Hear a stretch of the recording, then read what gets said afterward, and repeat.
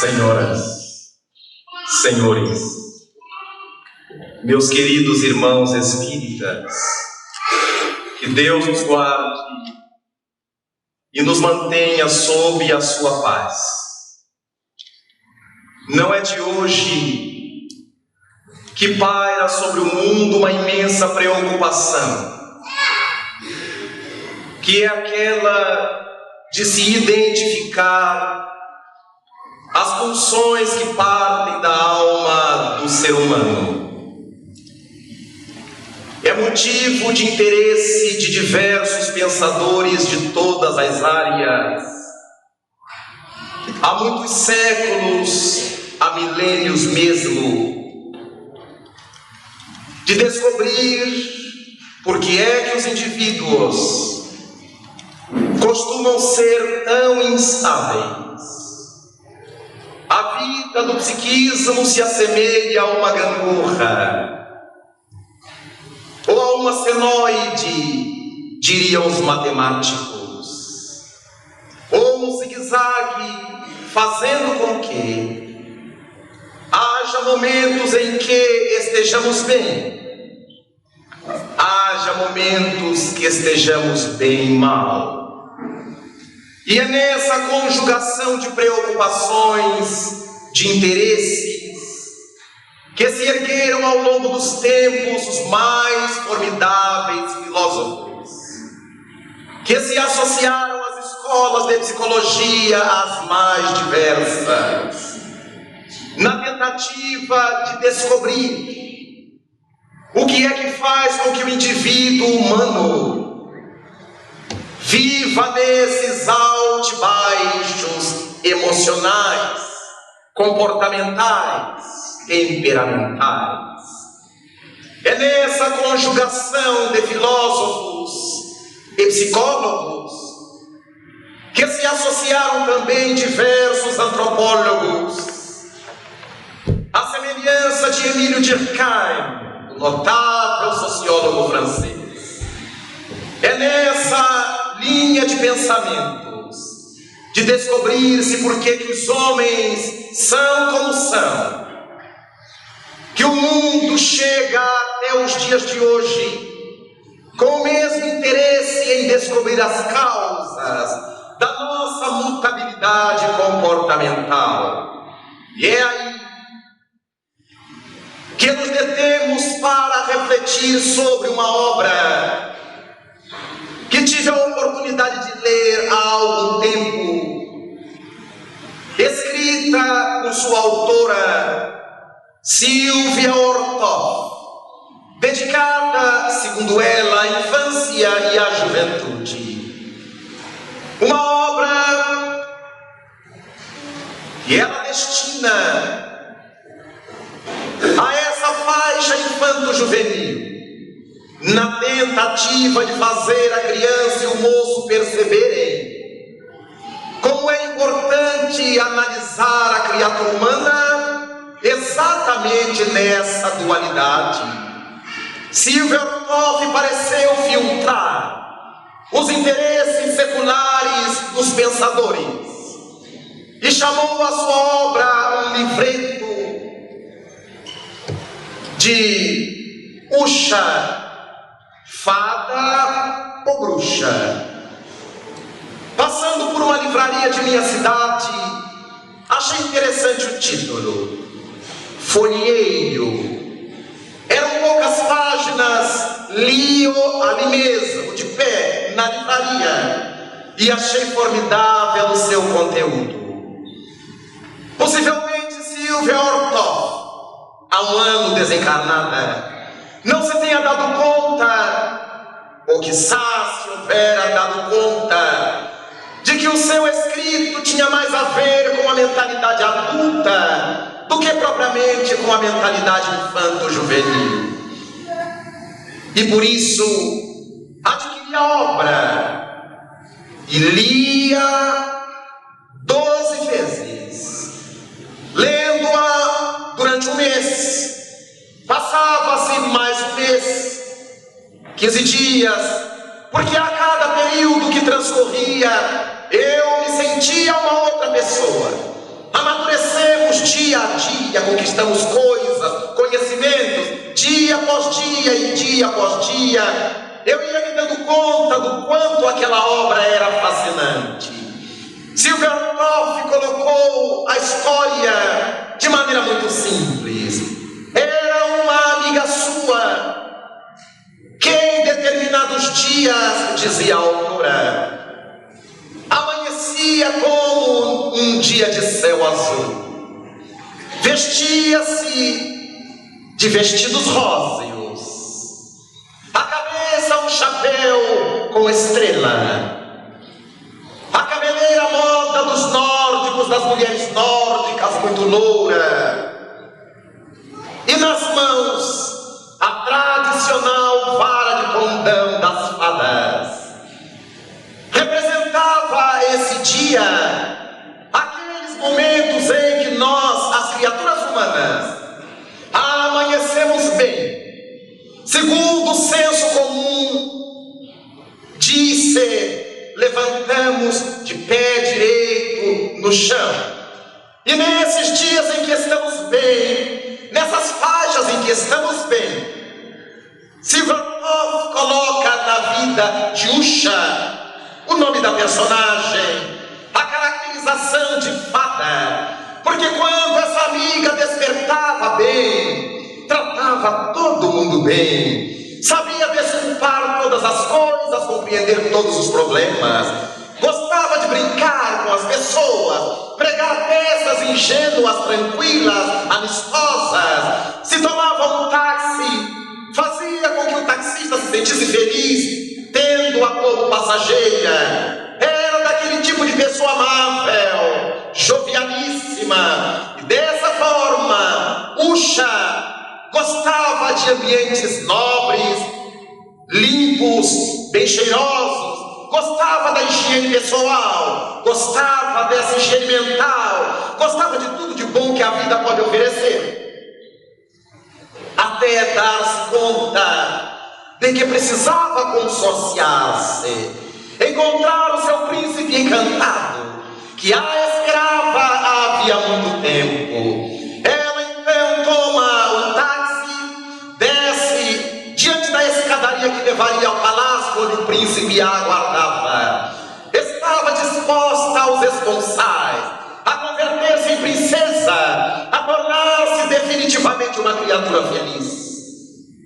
Começa a subir as escadarias, e à medida que vai subindo as escadarias do palácio, ela vai refletindo consigo mesma se era de fato o que ela queria, se era importante tornar-se princesa, se era viável casar-se com o príncipe, se ela queria mudar de vida, e se lhe vai atacando um estado d'alma, de apreensão, de tormento, de medo, de pavor. E quando ela já divisa ao príncipe, que feliz a cena-lhe, é tomada por um pavor e decide que não.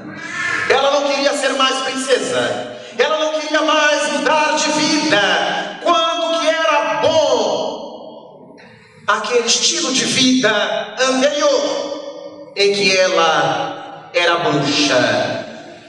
E volta numa desabalada carreira, desfaz-se daqueles sonhos de princesa, e agora mergulha no ambiente de sujidade, de teias de aranhas. Veste-se agora, não mais com as roupas rosas da fada, mas com as roupas arroxeadas da bruxa, desgrenhada. O chapéu agora tem uma lua minguante, o símbolo da noite que se fecha, e no lugar da vara de condão, Usha conduz a célebre vassoura utilizada pelas bruxas. A dentição antes formidável dá ensejo à expressão terrível dos incisivos, com a carência de todos os demais dentes. E agora a Usha, convertida em bruxa, faz questão de perturbar as pessoas, de causar-lhes dificuldades, de zombar, de fazer o mal, de mudar a sua alimentação para aquela alimentação grosseira, carregada, imunda, que segundo ela era da predileção das bruxas. A vida se lhe torna, então, um tonel de tormentos, e ela distribui esse tonel de tormentos com as pessoas que a cercam. Silvia Ortov, depois de apresentar essa dualidade do comportamento de Usha, termina a história colocando a sua personagem trabalhando diante de um computador para dar sequência à sua própria vida.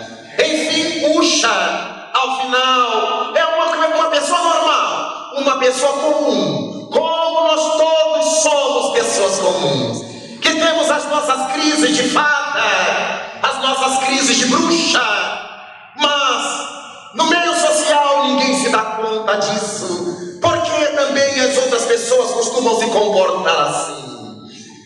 Depois de haver lido 12 vezes essa história verdadeiramente psicanalítica que Silvia Ortov destina ao público infanto-juvenil, começamos a pensar nas respostas obtidas por aqueles pensadores que desde há muito tempo vinham buscando descobrir porque eles, os indivíduos, são mutantes, tão mutantes na área dos comportamentos, na área do psiquismo, na área da conduta diária. Não são mudanças ao longo dos séculos, não são mudanças ao longo dos dias, são mudanças de uma hora para outra. São essas mudanças repentinas que fazem com que nós estejamos bem com uma pessoa e porque ela nos diz uma palavra tal ou qual, já nos tornamos adversários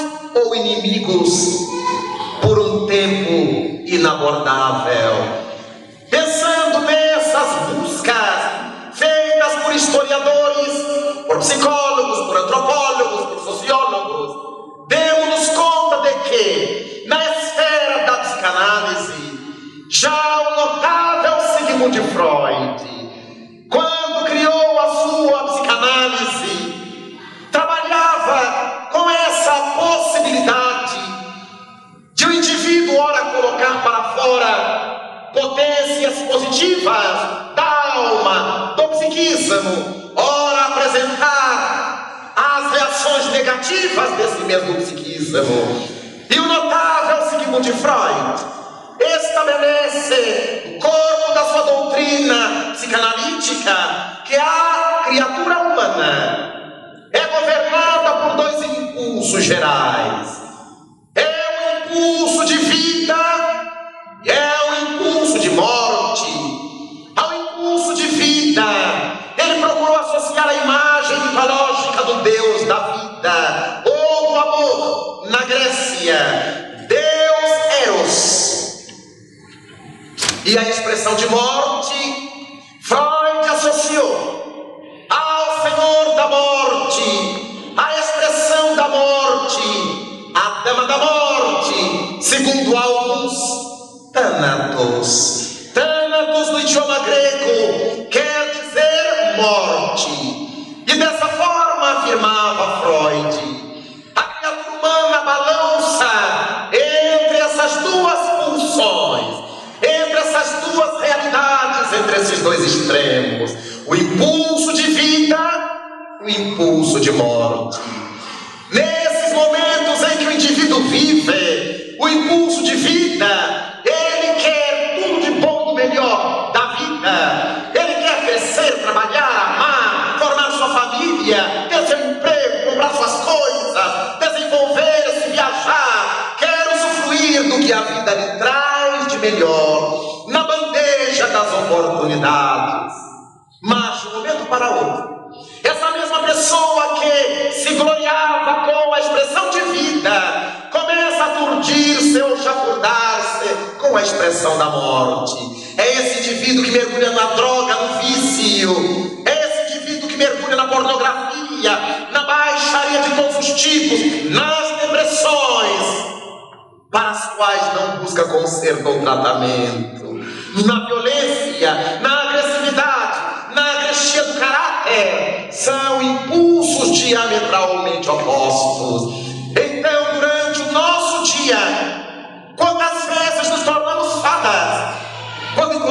pessoa amiga. Olá, como vai, querida, querido, meu bem? Beijos, abraços. Vamos tomar um café. Sente-se aqui. Impulsos de vida, impulsos de amor, impulsos de eros. Mas deixamos a pessoa querida e na próxima esquina um carro nos fecha nas mãos de um chofer que não nos observou. E aquele sentimento de felicidade pelo encontro recém-acabado se converte num sentimento de horror, em que nós xingamos, agredimos, pensamos mal, violentamos, nos violentamos. Já somos bruxa de novo. Dentro das teses psicanalíticas se pode analisar, puxa, da história de Sylvia Orloff. Durante um período ela se sente bem, se sente feliz e acha que pode galgar o ponto mais alto dessa felicidade. O casamento com o príncipe encantado, a transformação de sua vida, deixaria de ser uma pessoa comum para tornar-se uma princesa e começa a fazer os esforços para conquistar aquela posição. A luta representada pela subida dos degraus. Mas enquanto o indivíduo sobe os degraus para a conquista anelada, começa a sofrer as agrestias em torno. Aquelas pessoas que dizem: está ficando metida, está com o rei na barriga, veja como é vaidoso ou vaidosa, olha como está, olha isso, olha aquilo. E nós, que ainda não temos a virtude devidamente enraizada, mas apenas começando a despontar raízes, passamos a nos sentir incomodados com essas agressões à nossa volta. É a família que não nos compreende. Está ficando fanático. Agora não quer outra coisa, só esse negócio de espiritismo. Agora não quer outra vida, é só cuidar de pobre. Agora parece que sua família está lá. E vai nos dando medo, porque percebemos que estamos ficando diferentes, mas não nos damos conta que é diferente para melhor. Mas o medo de ser diferente, ficarmos sós, e o medo de nos tornarmos diferentes e perdermos o aplauso, e perdermos o apoio, não nos passa pela mente nessas horas, que quando ficamos diferentes daqui, vamos ficando similares a colar. E aqueles que deixam de ser nossos amigos aqui, estão na proporção direta daqueles que passam a ser nossos amigos a colar. E o medo de deixar a posição. Não, eu não quero mudar de vida, porque enquanto eu estou igual a todo mundo, as pessoas batem-me nas costas, as pessoas me chamam pelos apelidos carinhosos, as pessoas me tratam de igual para igual, as pessoas me dizem isso ou aquilo, mas à medida que eu estou mudando, parece que as pessoas me ignoram. Parece que elas não querem saber mais de contato comigo. Parece não é isso que eu quero. A lei do grupo, estudada pelas psicologias, mostra que nós gostamos do aplauso da coletividade em que vivemos. É por isso que os moços do seu grupo, eles aprendem a fumar, porque o líder fuma. Todos terão que fumar para ficarem bem no grupo. O líder fez uma tatuagem. Todos os outros que queiram se assemelhar a ele terão que fazer a sua tatuagem.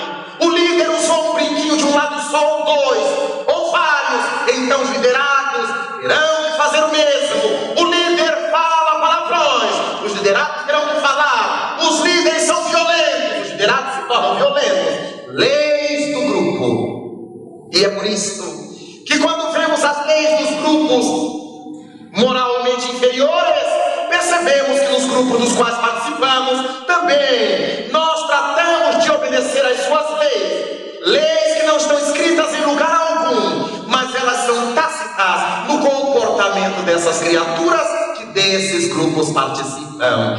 Se eu vou à casa de minhas amigas e eu vejo que elas têm tal móvel na sala, tal tapete no corredor, tal flores no jarro, se ela consome tal bebida, tal roupa de tal grife, de tal marca, tal ou qual perfume,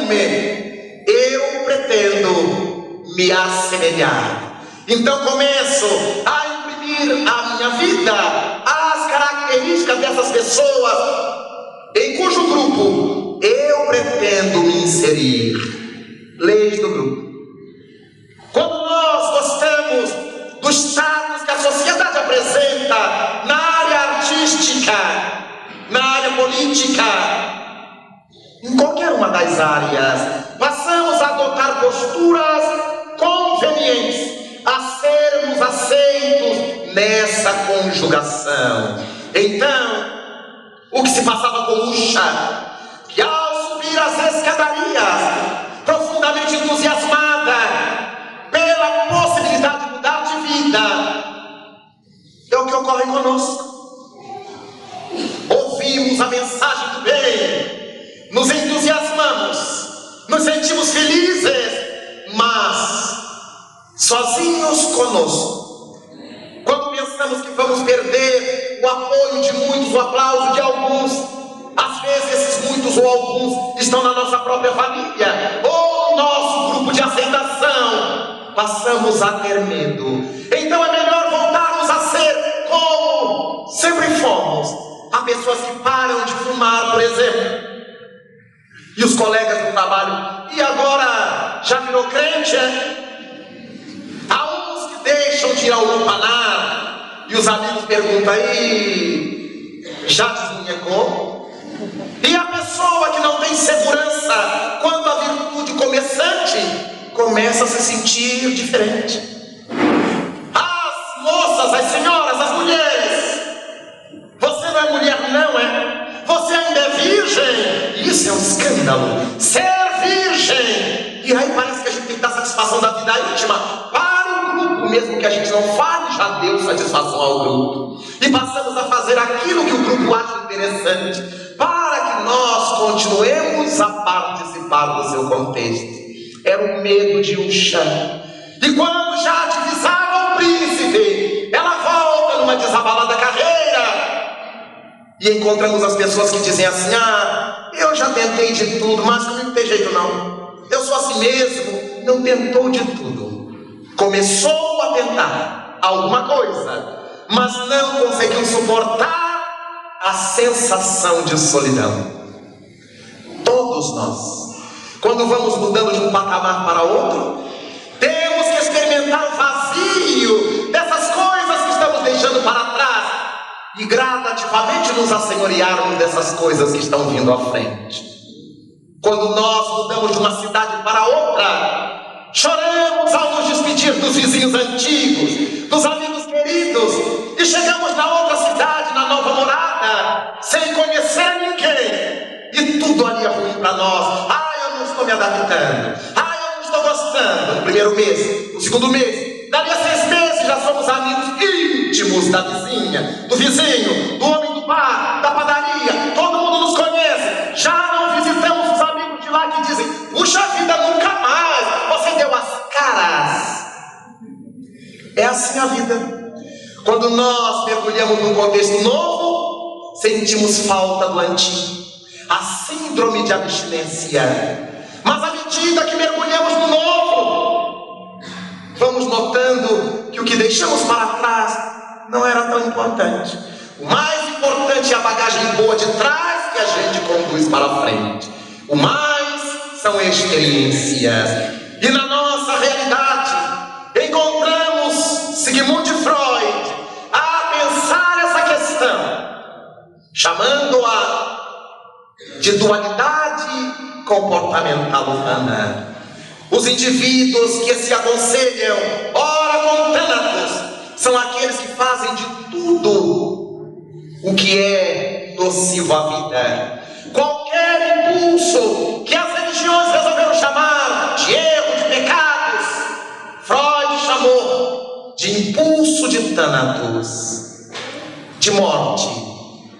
Então, todas as vezes que quisermos avaliar a nossa conduta, verifiquemos se a nossa atitude nos conduz à felicidade, à alegria, ao estímulo de viver, ou se nos conduz à depressão, ao horror, às mágoas, aos ódios.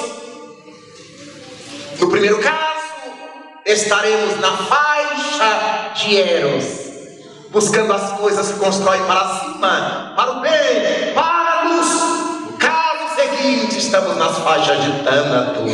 E é dessa forma que, ao invés de ficarmos atormentados, se estamos cometendo um pecado pelo qual Deus nos vai castigar, se vamos para o céu ou para o inferno, será importante analisarmos se a nossa vida está sendo desenvolvida segundo os padrões de vida de Eros, ou segundo os padrões de morte de Tânatos.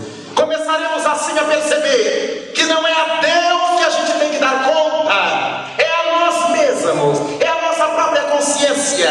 Se alimentamos uma consciência de culpa, ou se alimentamos uma consciência de liberação, de libertação, é isto que deverá ocupar a nossa mente relativamente aos nossos comportamentos. Mas era Freud que trabalhava segundo essas duas possibilidades.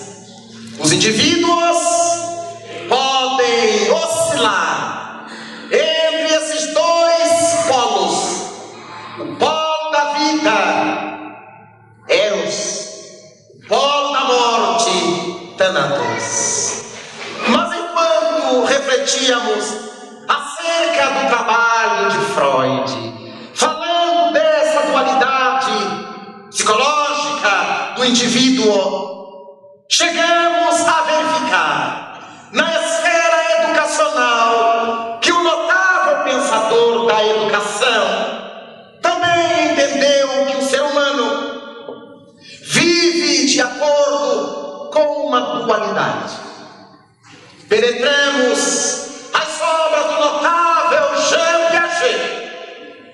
E Jean Piaget, o notável suíço, que dedicou-se à medicina e depois passou a envolver-se com as questões da psicologia educacional, da pedagogia psicológica ou da psicopedagogia, Piaget começou a fazer diversas pesquisas para verificar de onde vinham as inclinações das crianças, de onde vinham as possibilidades de conhecimento das crianças, como é que essas coisas aconteciam na criança, e passou a estudar sobejamente todas as relações da criança com o ensino-aprendizagem. No ano de 1932, Piaget escreve um livro, e foi o último e único que ele escreveu nessa tônica. Fez um trabalho com diversas crianças de várias regiões da Suíça, da França, da América, de variados países até de Israel, para concluir num notável trabalho que ele intitulou O Julgamento Moral na Criança, verificando como é que a criança tem desenvolvido o senso da justiça, a justiça imanente, uma justiça que ele mesmo se impõe e que vaza dele na convivência com os amiguinhos, na convivência com os irmãozinhos. Essa heterojustiça, essa justiça que a criança aprende com o ensino doméstico. Se mexer nas coisas do seu irmão, apanha. Se mexer a minha, vai apanhar nas mãos. Não é assim que se fala com o papai, não é assim que se fala com a mamãe. Se falar assim, apanha na boca. Se falar assim, fica de castigo. Então a criança vai aprendendo que há certos limites, que há certas fronteiras, e ela vai assimilando o conceito de uma justiça que não é aquela que ela sente, não é aquela que ela vive, que ela carrega, mas uma justiça que funciona ao seu derredor e que pode causar-lhe problemas, porque ela pode apanhar de fato, ela pode ser colocada de castigo de fato, ela pode sofrer represálias, ela pode deixar de obter isso ou aquilo. Então a criança vai se dando conta de que fora do seu mundo interno existe um mundo à sua volta que ele faz cobranças e cobranças sérias. Piaget analisa tudo isso, coloca no seu livro as entrevistas feitas com as crianças, as análises feitas pelos seus companheiros espontaneamente ou de forma provocada, para que ele pudesse fazer a sua inferência a respeito do sentimento das crianças no campo do julgamento moral. E é nessa órbita, depois que estuda esse fenômeno infantil, que ele lança nesse próprio trabalho o conceito de autonomia e o conceito de heteronomia.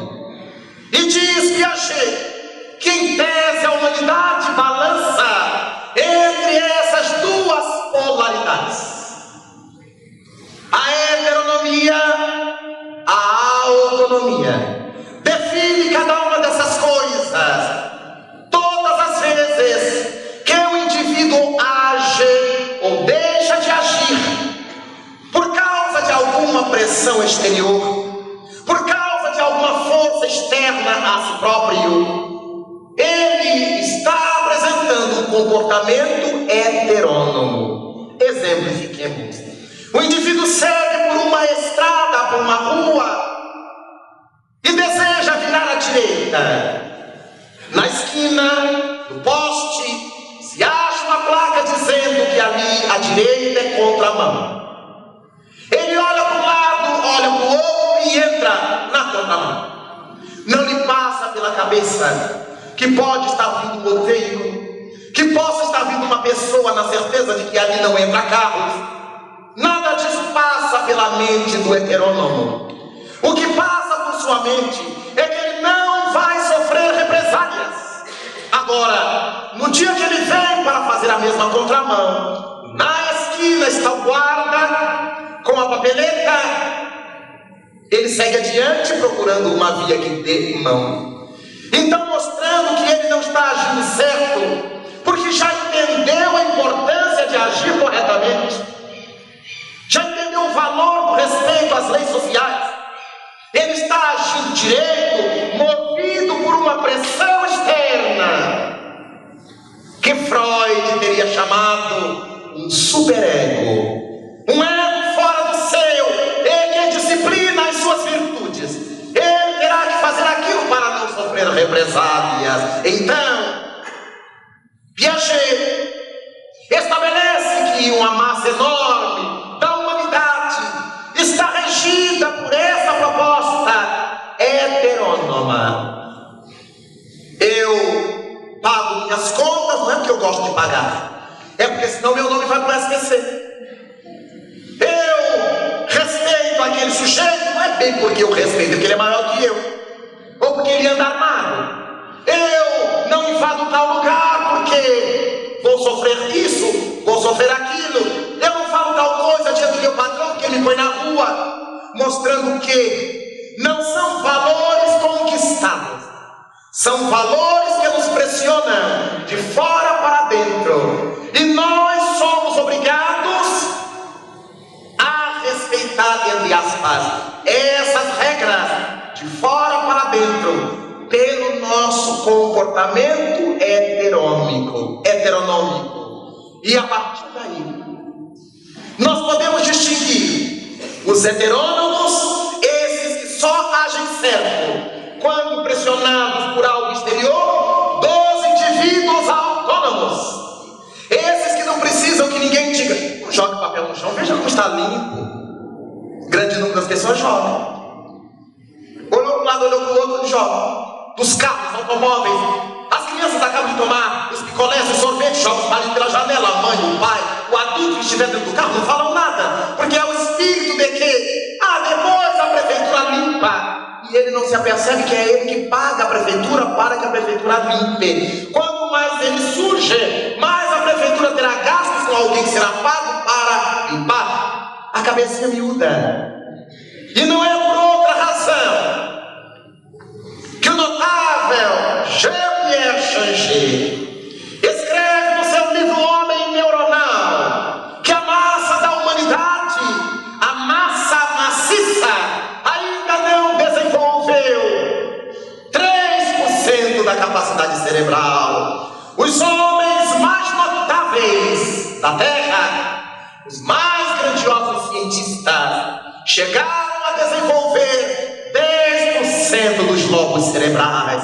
A massa está entre 0,5 e 3,5. É por isso que nós compreendemos. Porque é que a massa da humanidade é heterônoma. Só faz as coisas certas quando premidas por qualquer estrutura exterior que ele impõe aquele comportamento. Os autônomos não. Ou eu sei que tal dia eu tenho que pagar a minha conta, então tal dia eu pago a conta. Então tanto tempo que eu não vou ver minha mãe. Hoje eu vou tirar o domingo, vou lá de manhã, vou lá à tarde, vou lá à noite, vou ver minha mãe. Não é preciso que a mãe ligue, esqueceu de mim, ainda não morri não. Então o indivíduo autônomo, ele se dá conta dos seus compromissos. Ele sabe dizer sim, ele sabe dizer não, porque ele conhece seus limites. Daqui para frente não. A partir daqui, sim. Mas o heterônomo, o que você acha? Você acha o dedo? Se você iria. Aí pergunta, por que você acha o dedo? Se você não iria, então como é que eu faço? Eu vou ou não vou? É o heterônomo. Ele nunca decide nada. E as nossas casas espíritas estão abarrotadas. Irmão, o que você acha que eu devo fazer? Eu não sei, não conheço a vida. Mas o meu filho usa drogas. O que você acha que eu devo fazer? Mas eu não conheço a história. Como é que ele começou a usar droga? Por que ele começou a usar droga? Eu não conheço quem é a mãe dele, quem é o pai dele. Mas o que você acha? Só lendo Jesus e calmei. Porque as pessoas querem uma resposta pronta, sem nenhum trabalho para o juízo. Heterônomas. Enquanto as pessoas autônomas estão lutando e quando procuram a casa espírita para alguma orientação. Olha, eu estou tentando isso, já fiz aquilo, mas eu estou meio perdido. Depois de ter tomado essa atitude, ter tomado aquela, sem saber como é que eu faço. É outra coisa. A criatura está agindo e quer um apoio. A outra quer uma solução. O que o senhor acha que eu devo fazer? Eu devo largar meu marido, devo largar minha mulher? Eu devo botar meu filho para fora? Eu devo... São heterônomos. Então, Piaget estabelece que no mundo, em tese, repitamos, a humanidade se distribui entre indivíduos autônomos, que são indivíduos em minoria, e indivíduos heterônomos, que é a grande maioria, e segundo Piaget, por causa do baixo desenvolvimento cerebral. E por que é que nós desenvolvemos o cérebro tão pouco? Também diz o grande professor do Collège de France, a maior autoridade atual, já que suas pesquisas datam dos anos 70 para 80, afirma ele, do alto da sua autoridade, do topo do seu conhecimento, como a mais grandiosa autoridade em estudo da inteligência desses tempos. As pessoas não desenvolvem os lobos cerebrais, não é porque sejam pobres, não é porque comam pouco, é porque têm preguiça. E vemos a classe média ou a classe alta, para que a gente situe a questão fora da necessidade de alimentação, que tem pavor de ler, gosto de ler revistas. Um livro é muito grosso. Livros escritos é uma coisa horrorosa. Só tem letra, não tem nenhuma figura. É esse o comportamento da massa. Então nós não desenvolvemos. Começamos a ler uma coisa que a gente não entende. Meu Deus, mas como é difícil. Mas existe dicionário, existe enciclopédia. Podemos ler uma outra coisa que nos dê embasamento para entender aquilo. Mas isso é de medicina, eu não vou entender. Pega o livrinho de biologia. Mas isso é de química, eu não vou entender. Pega o livrinho do ginásio, onde tem as noções de fisicoquímica. Mas a gente não quer. Então nós gostamos daquelas coisas imediatistas. E aí encontramos os indivíduos heterônomos. Não aprenderam a pensar as suas próprias coisas, não aprenderam a pensar em si mesmos, não aprenderam a pensar a vida com maturidade. Dessa forma, Piaget, tanto quanto Freud, mostra que a criatura humana oscila nessa dualidade. Para Freud, Eros, Thanatos. Para Piaget, autônomos, heterônomos.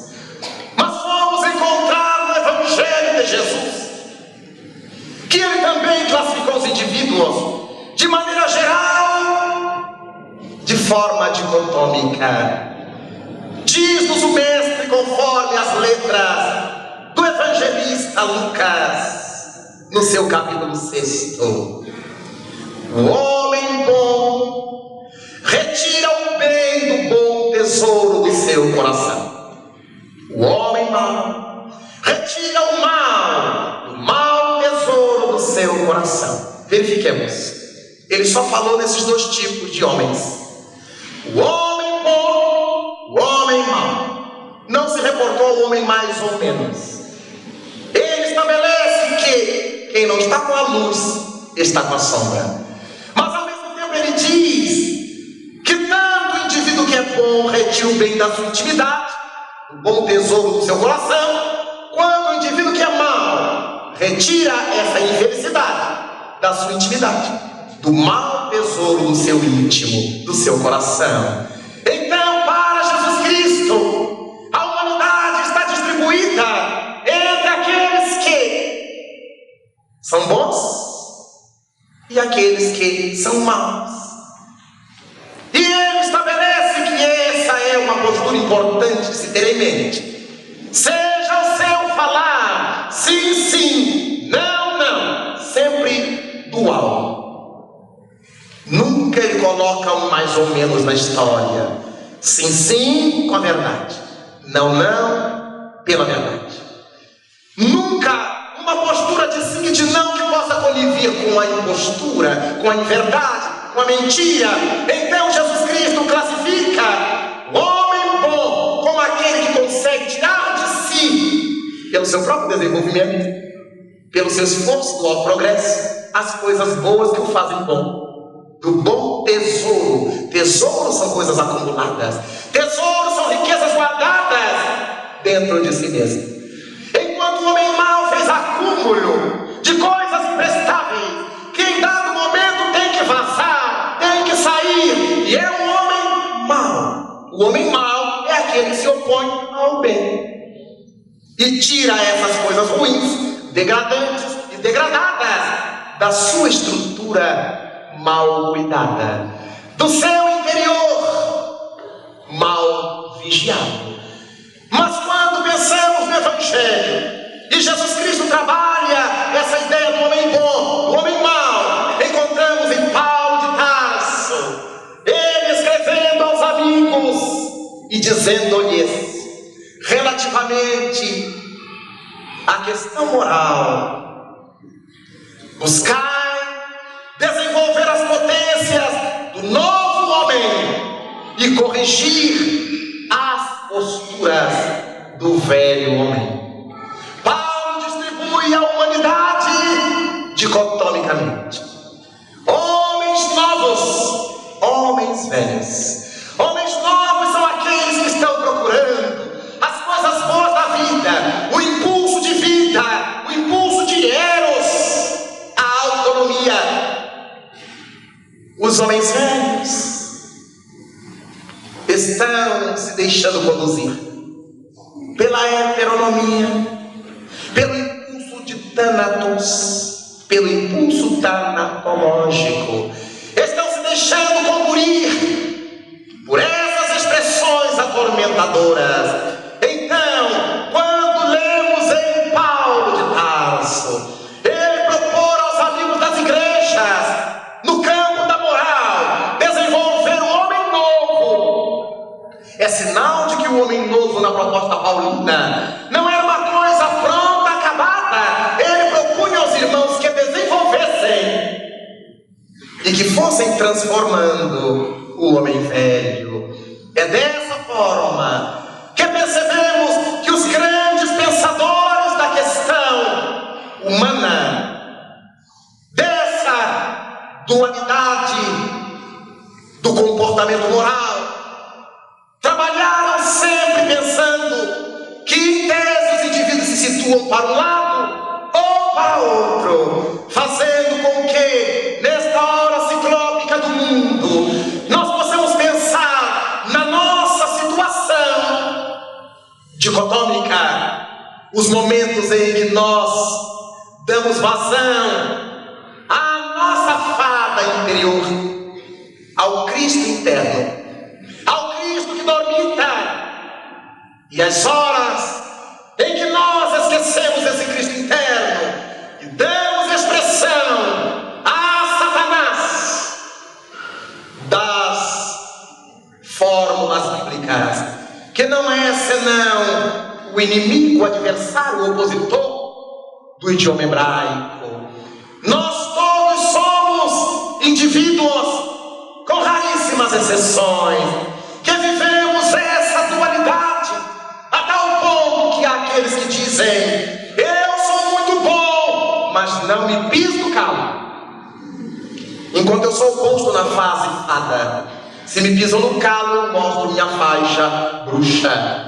Eu dou um boi para não entrar na briga, mas dou uma boiada para não sair dela. Essas expressões bem demonstram a nossa expressão de fada, a nossa expressão de bruxa. Naturalmente, nestes tempos difíceis, para que nós nos situemos melhor possível, faz-se necessário ouvirmos o Livro dos Espíritos. A pergunta 919, na qual Allan Kardec pergunta aos imortais: qual a forma mais eficaz de um homem conseguir superar os seus problemas desta vida e melhorar a sua situação da próxima vida? Um sábio da antiguidade já vos disse: conhece-te a ti mesmo. Mas, retruca Allan Kardec, entendo toda a profundidade dessa sua proposta, mas há ao mesmo tempo a dúvida quanto como se fazer isto. Não é fácil para as pessoas atinarem quanto a esse autoconhecimento. Retoma a palavra Santo Agostinho então: fazer como eu fazia quando estava na terra. Ao findar de cada dia, fazia uma reflexão, analisava o que é que eu fizera durante o período, aquilo que foi capaz de ferir a mim mesmo, a minha consciência, aquilo que foi capaz de ferir o meu próximo, as leis de Deus, e fazia propostas de melhorar esses pontos para o dia seguinte. Questão prática. Kardec pergunta sobre o meio mais eficaz de nos libertarmos desta vida, levando essa libertação para o porvir.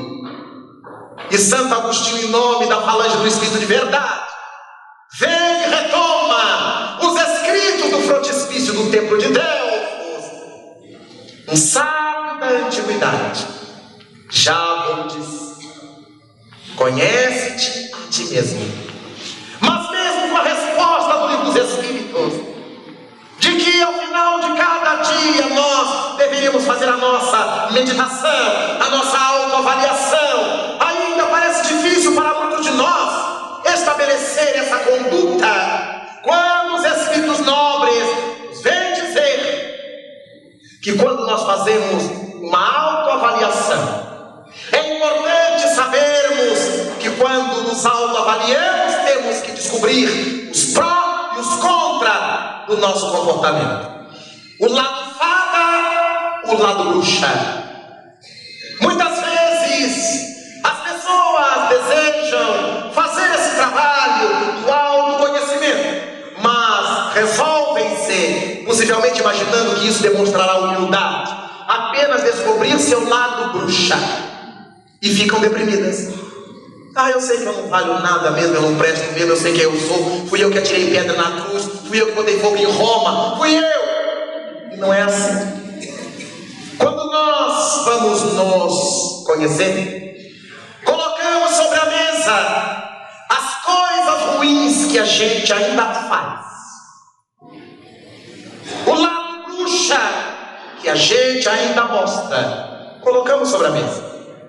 Mas do outro lado da mesa nós colocamos as coisas boas que a gente já é, as coisas boas que a gente já faz, aquilo em que já crescemos, para que se estabeleça um equilíbrio. Eu ainda carrego essas mazelas, mas já tenho tais virtudes. Então, se eu já tenho ainda poderei vencer as outras mazelas e conquistar novas virtudes. Por um lado, digamos, que a gente se dê conta na hora da autoavaliação: ai meu Deus, como eu sou irritadiço, como eu cobro das pessoas. Mas por outro lado, vem a contrapartida: mas eu já aceito trabalhar de sol a sol, não tenho cansaço para trabalhar. Se alguém precisar de mim, pode contar comigo. Tenho boa vontade. Vejamos, tem o lado da irritabilidade, mas tem o outro lado da boa vontade. Quantos nós conhecemos assim na nossa relação? Pessoas que são boníssimas por um aspecto, mas carregam tormentos no outro aspecto. Pessoas que são capazes de tirar a roupa do corpo e dar, mas são profundamente capazes de agredir alguém com um gesto físico na hora da irritação. São duas pessoas. São duas personalidades que convivem na mesma individualidade. São as bagagens que eu carrego. Eu carrego dentro de mim um monstro que eu estou procurando transformar num pássaro de luz, mas carrego dentro de mim um anjo que eu estou tentando despertar para que ele domine essa fera, esse monstro. Como diz o poeta Cruz de Souza, falando por meio de Chico Xavier, numa poesia notável, o poeta catarinense desencarnado afirma: somos aves de luz em lodo miserando, enquanto as nossas asas adejam na tentativa de voejar, os pés estão chumbados no lodo da terra, no lodo miserando.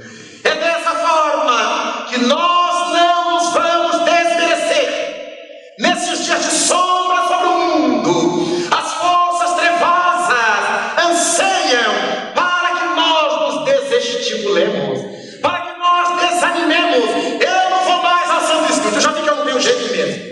Meu caso vai ser na outra encarnação. Não acredite.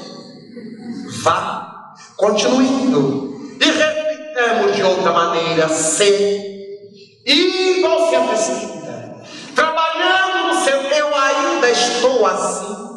Se eu parar, me embruteço mais.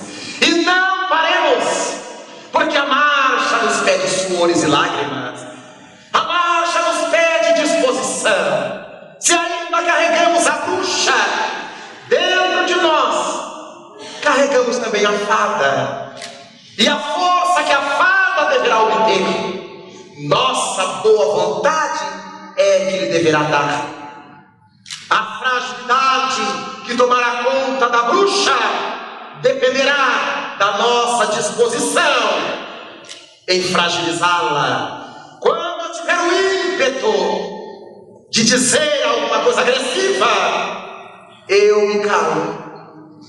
Mas se eu me calar, eu tenho infarto, mas me renovo. O infarto poderá matar meu corpo, mas se eu sair do corpo morto com a alma revivecida, será felicidade para mim sem limites. Se eu não disser isso, eu vou ter enxaqueca.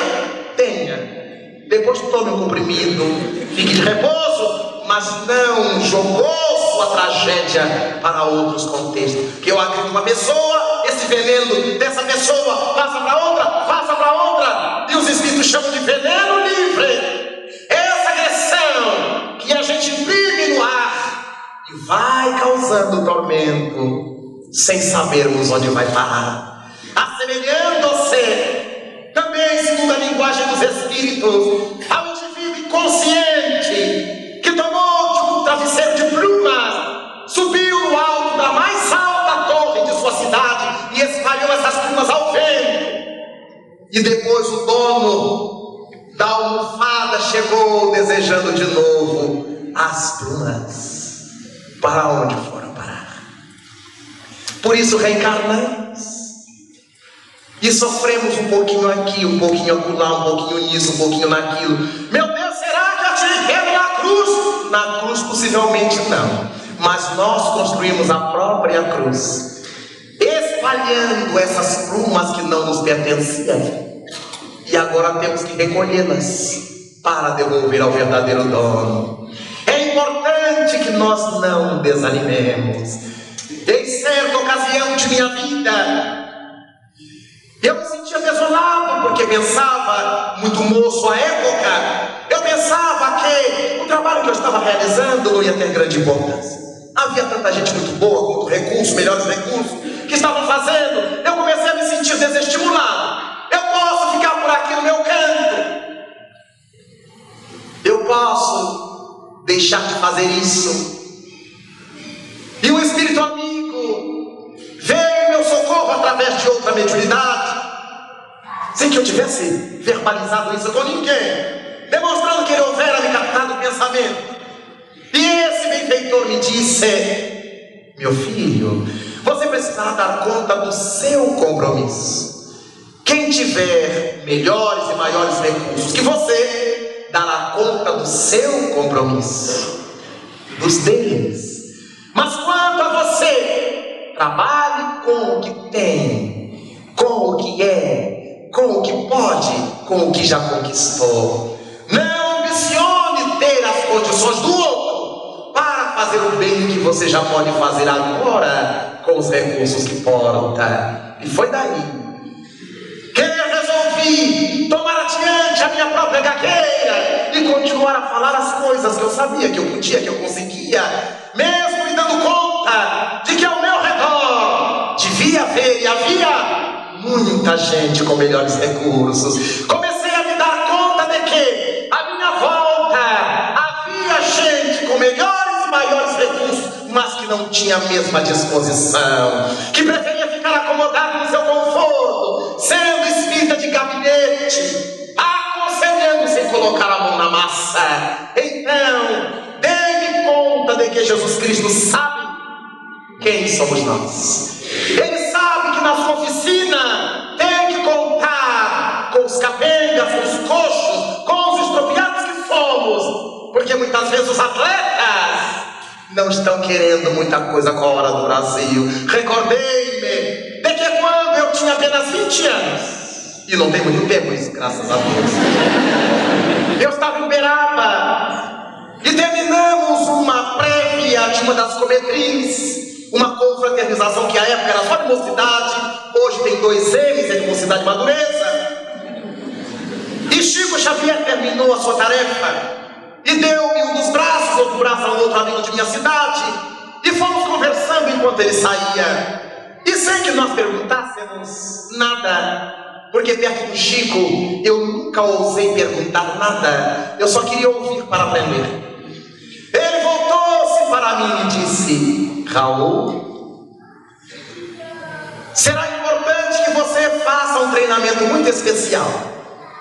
Aí meu coração bateu na garganta. O que será que o Chico vai me propor? Será importante que você aprenda a treinar insônia. Ah, meu Deus, eu acho que o Chico não está bem do juízo. E fiquei eu remoendo aquilo na cabeça. Treinar insônia, que ideia sem graça, treinar insônia. E me disse o amigo benfeitor encarnado: você precisará treinar insônia, porque será impossível dormir em paz ouvindo os gemidos dos irmãos debaixo da sua janela. É um símbolo. E incontinente, ele nos disse, a mim e ao meu amigo e a quem estava à sua volta: os espíritos, meu filho, estão ainda se utilizando deste chinelinho velho, e apontou para si, porque tem aparecido muito chinelo novo, mas que só deseja caminhar sobre tapetes. E eu entendi a mensagem, e a partir dali nunca mais eu dormi no mesmo dia que acordei. Sempre estou dormindo no dia seguinte.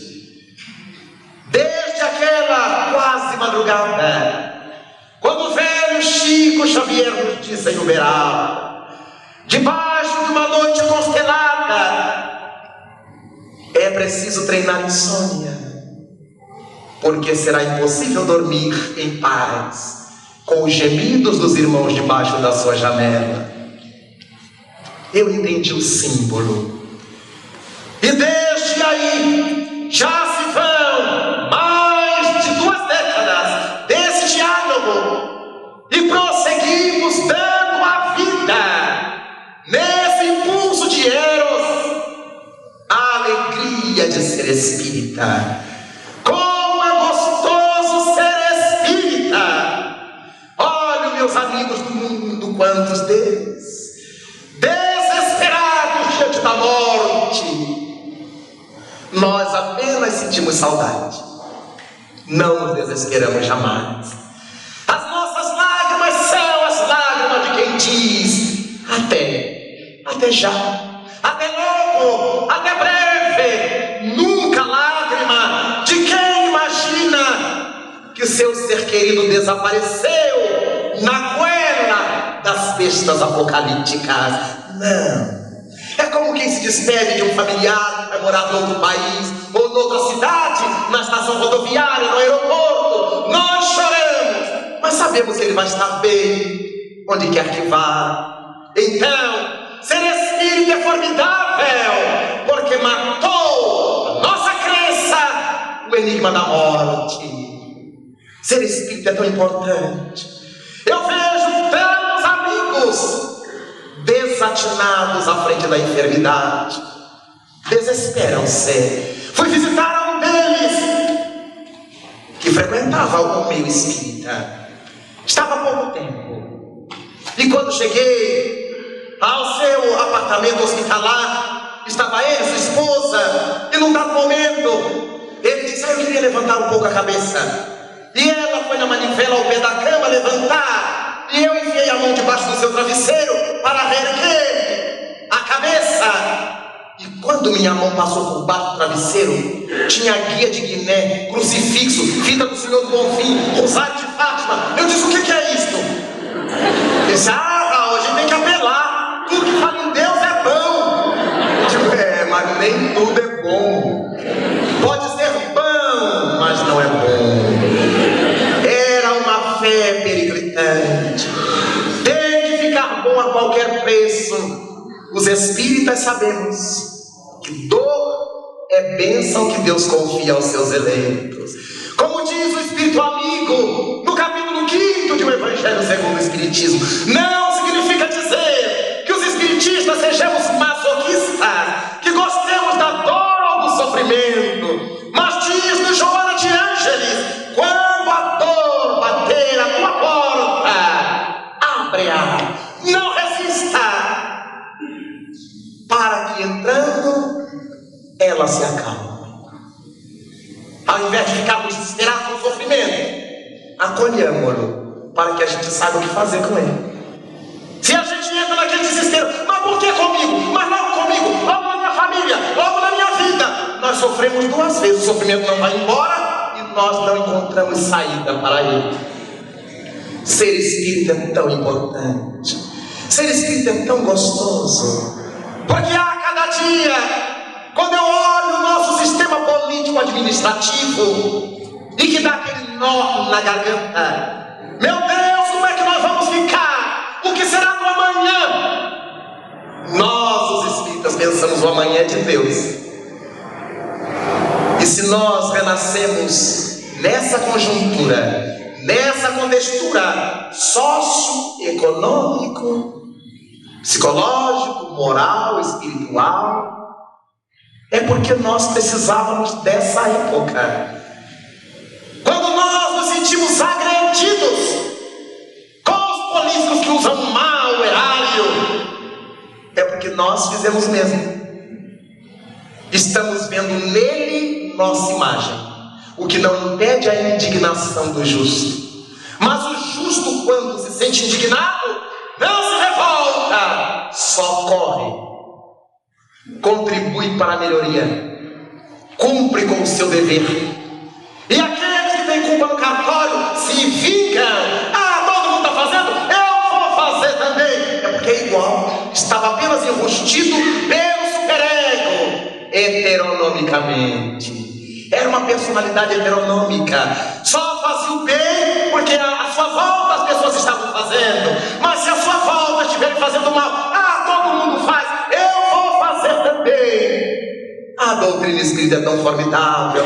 Não nos ensina a ser acomodados, ensina-nos a nos incomodar, basicamente com aquilo que ocorre portas adentro de nós mesmos. Como é importante ser espírita nestes dias de caos, de bomba atômica na Índia, no Paquistão, de explosão das embaixadas norte-americanas, estadunidenses, nos países da África, de bombardeio na cidade do Cabo, de um restaurante, uma lanchonete, e ficamos pensando, meu Deus, onde iremos parar?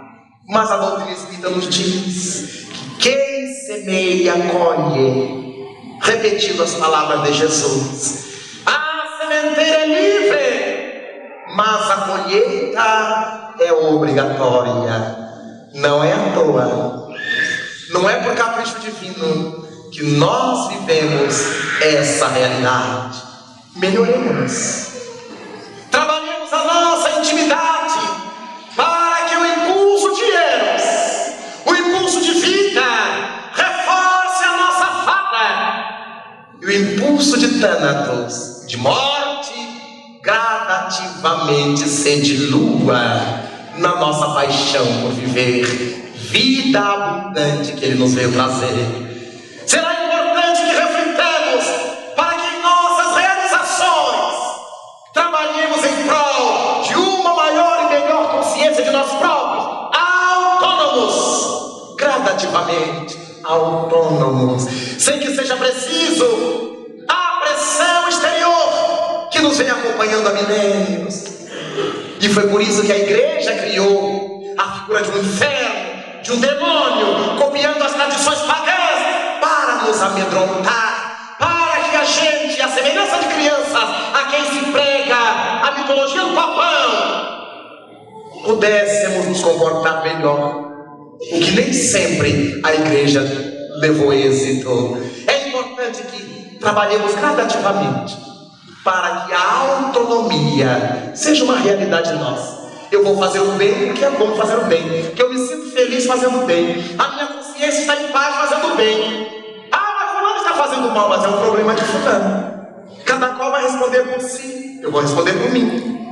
E dessa maneira ninguém nos impõe nada, nem nós impomos nada a ninguém. Será importante trabalharmos para desenvolver um bom tesouro, armazenarmos boas coisas na intimidade da alma e sermos homens bons na classificação de Jesus, criaturas boas vinculadas ao bem. Será importante que busquemos o homem novo, o novo homem da configuração paulina nas estruturas do nosso cotidiano. Somente assim, mudando a dualidade de polo do negativo para o positivo, do lado sombrio para o lado luminoso de nós mesmos, encontraremos razões de cantar felicidade.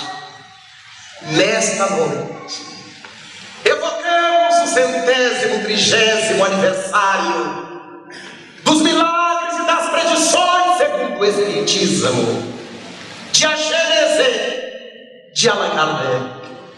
E nesse trabalho notável, no seu último capítulo, são chegados os tempos. Allan Kardec trabalha um subcapítulo que ele intitula Geração Nova. Aqueles espíritos que chegaram à Terra, e isto é escrito há 130 anos, chegaram à Terra com capacidade de pensar em Deus, pensar as coisas de Deus, assumir as coisas de Deus e realizar o melhor trabalho espiritual pela consciência desenvolvida. Aquela geração nova, a qual se reportou Allan Kardec há 130 anos ao publicar a Gênese, somos nós. E embora toda a nossa capacidade de entender as coisas de Deus, conforme aludia ao Glorificador, ainda desenvolvemos tão pouco da nossa capacidade lobular do nosso uso do cérebro orgânico, ainda somos tão heteronômicos, ainda vivemos na faixa do homem mau, ainda damos tanto valor a Thanatos, ainda, mas logo mais, oxalá, tenhamos conquistado as forças necessárias, a inspiração superior nos haja penetrado, para que pensemos nesses tempos novos, nessa gênese espiritual, da qual nós somos partes, filhos do grande rei, herdeiros das constelações. Nós todos possamos sorrir destes tempos atrabiliosos que estamos vivendo na terra, dessas horas amargas que estamos atravessando no mundo, e ao invés de imprecarmos aos céus aquilo que ainda não fizemos por merecer, perguntemos nas nossas orações, nas nossas meditações ao Criador: Senhor, que queres que eu faça? Que queres de mim, Senhor? Há tanta gente que diz: eu nasci em época errada, este mundo eu não sou daqui, eu acho que Deus errou no meu programa. Não, Deus não errou. Em verdade nós não somos daqui, mas nós estamos aqui por opção, pelo que nós semeamos, pelo que nós plantamos, pelo que nós fizemos, pelo que nós fomos. Hoje nós estamos aqui. Diz-nos Santo Agostinho no Evangelho segundo o Espiritismo: os espíritos que vieram de outros mundos são exóticos na terra.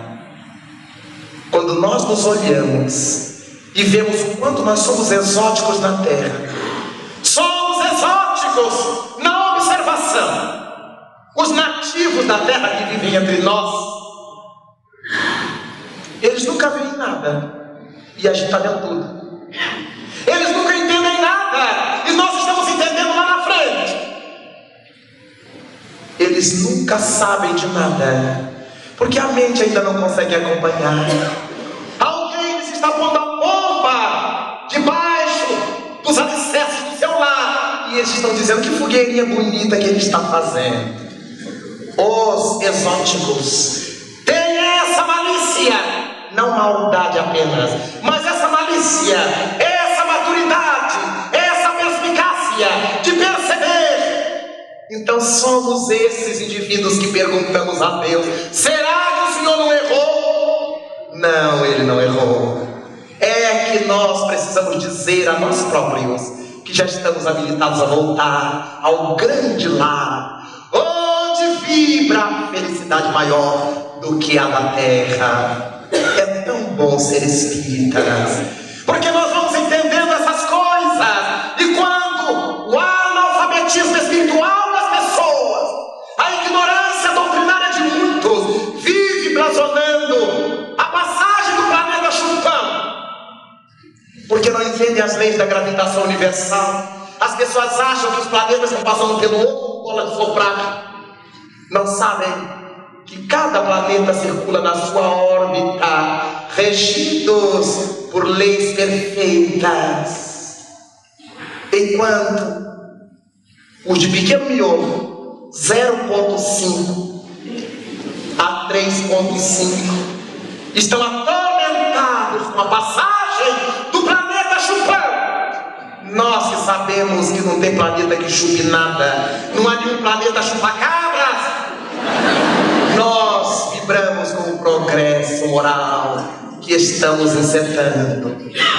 Eu ainda não sou digno de ser chamado teu apóstolo, disse Paulo, mas pela graça de Deus eu já sou o que sou. Digamos isto para bem trabalharmos a nossa fada eterna nesse dia que não está perto, bem sabemos, mas já não está tão longe como muitos podem admitir. Nós todos possamos nos dar as mãos pensando nessa gênese da fênix que nós somos. Sairemos das cinzas do homem velho para que ressurja o homem novo. Brotaremos das cinzas do heterônomo para que apareça o autônomo. Nos arrojaremos das cinzas do homem mau para que possa nascer o homem bom. Deixaremos as cinzas de Thanatos e voyajaremos com a força de Eros. Nesse dia, quando a doutrina espírita deixar de ser a crença de um pequeno grupo para tornar-se crença geral, nós todos nos daremos as mãos, olharemos as constelações à distância e diremos: Pai nosso que estás nos céus, na luz dos sóis que brilham nos infinitos, Pai amoroso, Pai bom, de todos os seres aflitos que gemem, que choram, que se estertoram nesse mundo de caos, de vilipêndios, de escarcéus, santificado Senhor, seja o teu nome sublime, que em todo o universo exprime ternura, concórdia, misericórdia, amor. Venha ao nosso coração o teu reino de bondade, reino de paz, reino de claridade, nessa estrada augusta que nos leva à perfeição. Cumpra-se o teu mandamento, mandamento que não vacila, mandamento que não erra, seja nos céus, seja na terra, onde ainda deparamos tanta luta, tanta mágoa, tanta dor, tanto sofrimento.